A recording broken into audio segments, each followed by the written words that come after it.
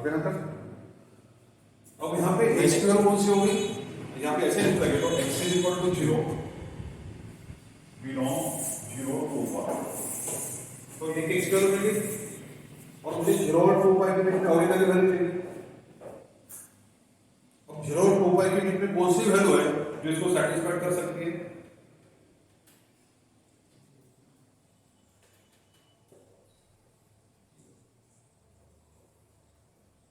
कौन सी value satisfy कर सकती है?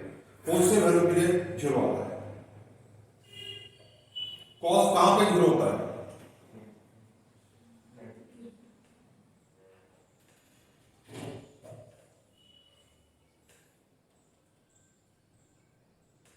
कॉस 0 कहां पे होता है?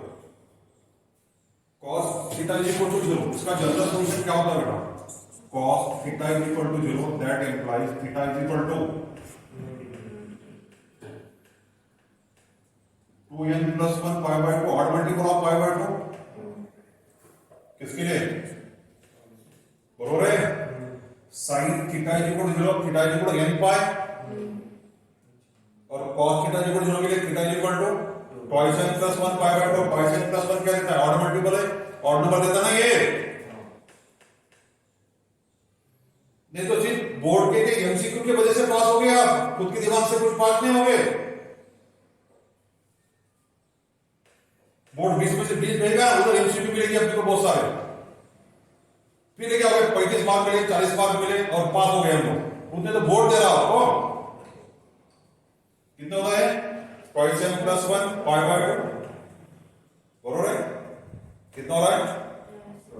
मुझे बताओ यहां पे मैंने कौन सी वैल्यू पुट करने के बाद ये दोबारा 0 आता है या फिर 1 आता है?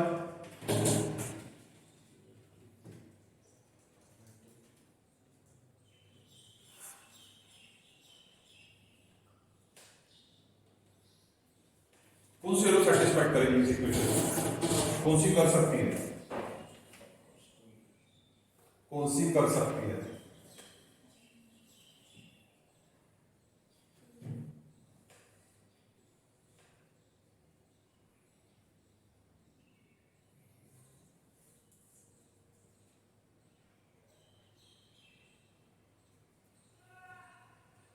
ठीक है, हो गया। फिर यहां पे पॉइंट पूछा है, ऑल पॉइंट पूछा है ना इसने। क्या पूछा है? ऑल पॉइंट पूछा है। कितना पूछा है? All points. कम से कम 0 2 पाई के बीच 2 पॉइंट होते हैं ना। अपने प्रिंसिपल सॉल्यूशन कितने निकाले थे? तो ये सॉल्यूशन ही निकाले ना।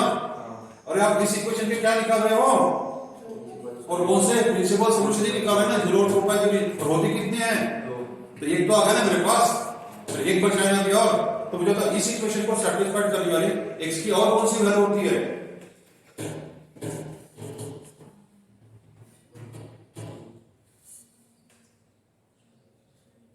अच्छा मुझे बताओ, थोड़ा सा पूछो। यहां तो हो गया सबका।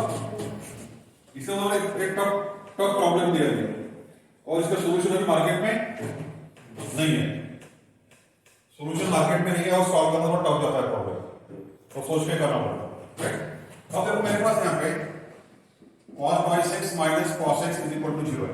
मुझे यहाँ पे x की वैल्यू ऐसे पुट करना पड़ेगा जो 0 और 2 पाई के बीच में है और इसको सेटिस्फाइड करती, यही चाहिए ना मुझे। ऐसा होगा नहीं है। दो क्या मैंने कॉन्सेप्ट क्लियर किया, मतलब दाखवायचं काय नेमके? मला जर x कोऑर्डिनेट काढायचा आहे त्या x कोऑर्डिनेट काढायसाठी कंडिशन कोणती दिली आहे? D Y by D is equal to 0 घ्या आणि मग x ची व्हॅल्यू काढा, असंच म्हटलं त्यांनी। x ची व्हॅल्यू काढा म्हणजे हा टँजेंट त्या कर्वला ज्या पॉइंट मध्ये इंटरसेक्ट करते त्या पॉइंटचा x कोऑर्डिनेट काढा, असंच ना। आणि तो x कोऑर्डिनेट इथे मिळाला तुम्हाला काय भेटेल? y कोऑर्डिनेट भेटेल। आता मला समजा मी x ची इथे 0 ठेवली, तर sin 0 किती होतो? 0। तो y कोऑर्डिनेट किती होऊन आला आहे? 0 ना। y कोऑर्डिनेट जर 0 होऊन आला असेल, x कोऑर्डिनेट किती आहे? 0।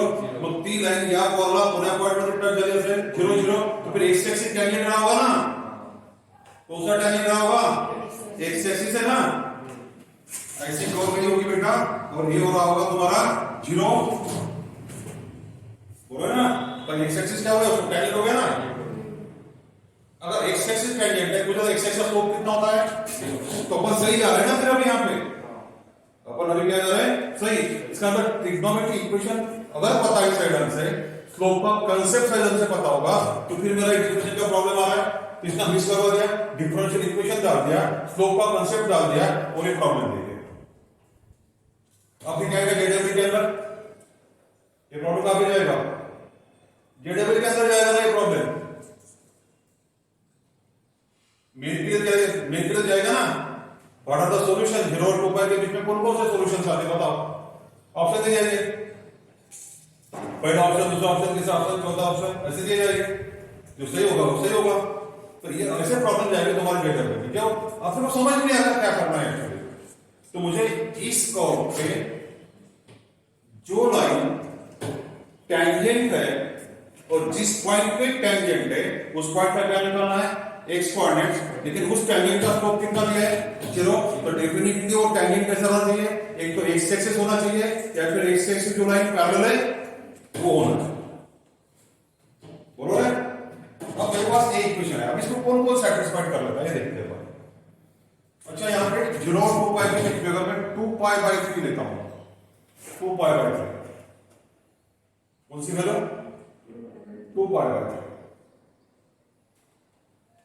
तो मुझे बताओ cos 2 पाई बाई 3 कितना होता है, cos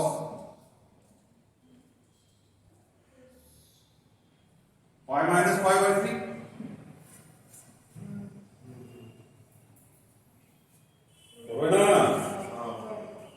कितना होगा, पाई माइनस पाई बाई 3 होगा। अच्छा ये 2 पाई बाई 3 कहां पे जा रहा है, ये कहां पे जा रहा है, सेकंड में जा रहा है।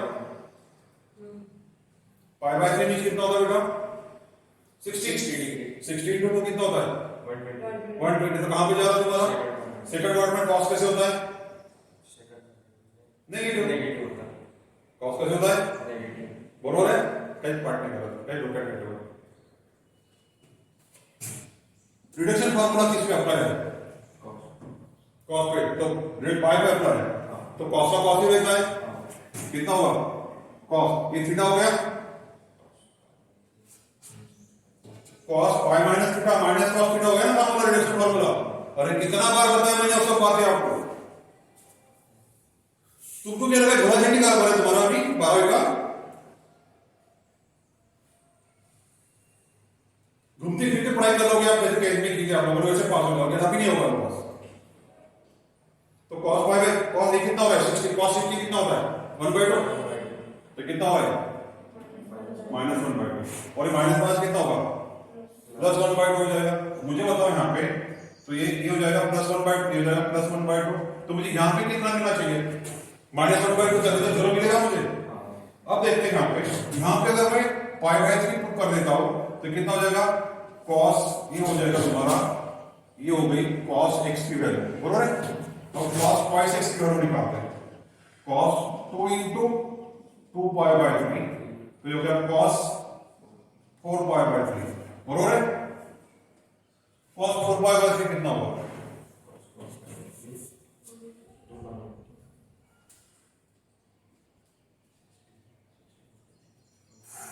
पाई बाई 3 कितना होगा बेटा 60, तो 240 हो रहा नहीं है,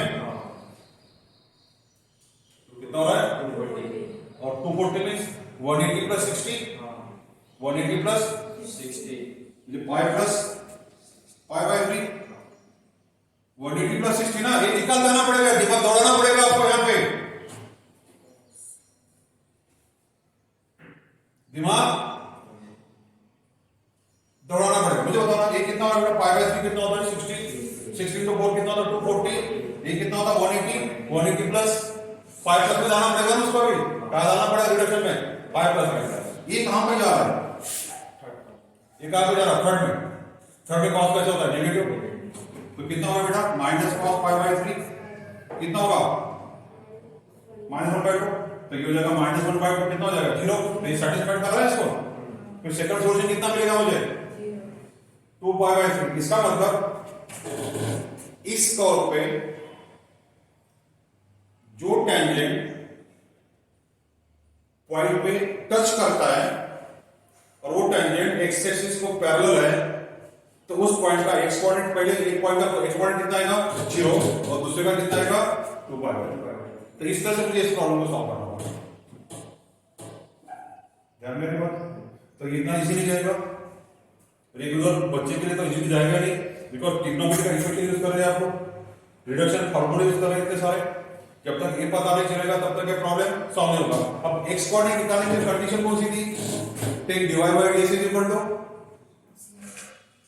ये कंडीशन थी ना, take dy by dx is equal to 0। Slope of the tangent कितना है? 0। इसका मतलब लाइन कैसी होगी? टेंजेंट कैसे होगा? एक तो एक्स एक्सिस होगा या फिर पैरेलल टू एक्स एक्सिस होगा। मुझे जी लाइन या कर्व, जी लाइन या कर्व टेंजेंट है एंड एक्स एक्सिस ला पैरेलल आहे, आणि ज्या पॉइंटला ती टच करते त्या पॉइंटची तुम्हाला काय काढायचे? एक्स कोऑर्डिनेट काढायचे। असं या प्रॉब्लेमचे मीनिंग होते। पण तो मीनिंग समजायला ना की what is the meaning of this problem here, ये पूरा ज्योमेट्रिकल पार्ट आता है और solution of this problem is not available in market now. ये आपको अपने लेवल पे सॉल्व करना पड़ेगा और उसके लिए इतना नॉलेज होने के बाद ये प्रॉब्लम सॉल्व करेगा, अन्यथा नहीं सॉल्व होगा। तो मेरे दिमाग में इतना नॉलेज चाहिए how to obtain the X coordinate of all the points on the curve where dy by dx is 0।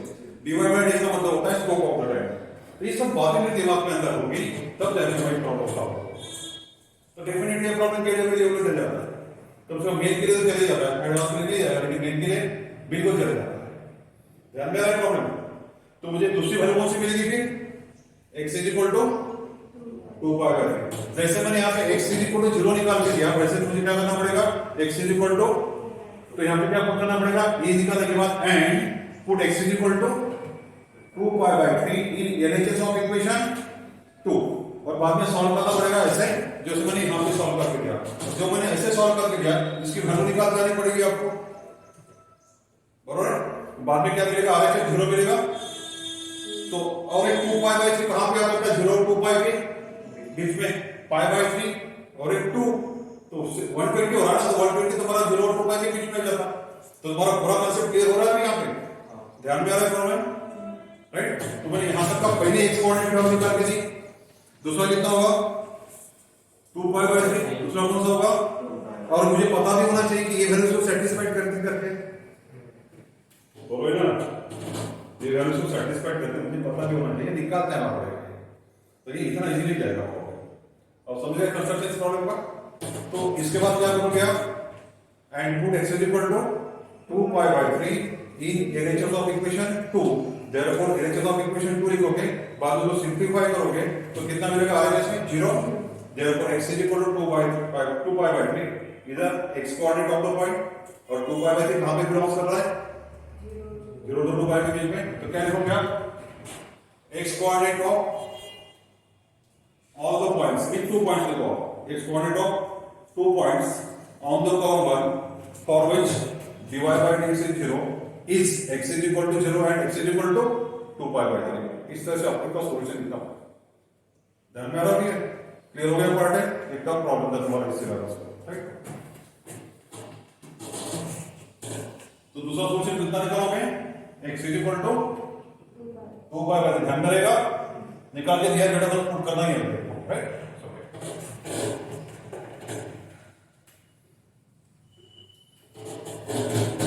हो गया बेटा?